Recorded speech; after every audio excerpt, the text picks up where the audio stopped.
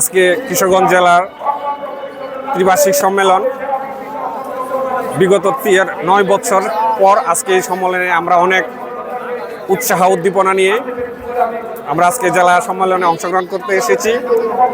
সকাল থেকে দীর্ঘক্ষণ আমরা এই প্রচণ্ড গরম এবং বৃষ্টির মধ্যেও আমরা অনেক প্রত্যাশী যে আগামী দিনের কিশোরগঞ্জ জেলায় যারা নেতৃত্ব দিবে অত্যন্ত সুন্দর কাউন্সিলের মাধ্যমে সুন্দর এবং সুশৃঙ্খলভাবে কাউন্সিল হবে। আজকের এই সভাপতি এবং সেক্রেটারি এই কিশোরগঞ্জ জেলার আজকে এই কাউন্সিলের মাধ্যমে নির্বাচিত হবেন।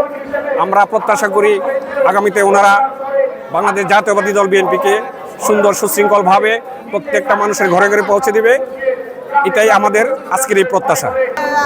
আমি এর আগের যখন সম্মেলন হয়েছিল তখন আমি রাজনীতিতে প্রথম এসেছি, এতটা বুঝিনি, কিন্তু এইবারের সম্মেলনটা পুরা ঈদ লাগছিল। কালকে রাতে যখন আসছিলাম আমরা রাত 12টার পরে গেছি, আমার কাছে মনে হচ্ছিল চাঁদ রাত। এরকম চাঁদ রাতে আমাদের তেরিপট্টি মার্কেটে গেলে যেমন মানুষের জন্য হাঁটা যায় না, কালকে এরকম মোটামুটি ভাবে পুরা স্টেডিয়াম ভরাই ছিল লোকজন।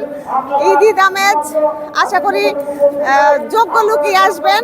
15 দিন ধরে আমাদের তৃণমূল, এরপরে আছে সদর, বিভিন্ন থানা, আমরা মনে করেন ঈদের আমেজ বুক করতেছি আমাদের নেতাকর্মীদেরকে নিয়ে। এই যে রাত দিন এই বহির্ভূতকলতায়, এরপরেও আমরা কেউ ক্লান্ত না।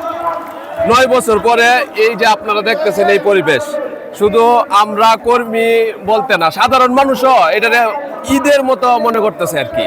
আমাদের যে এই স্টেজ বা এই যে আয়োজন করতে আমরা যে কষ্ট করছি, আসলে কষ্ট মনে হইতেছে না আর কি।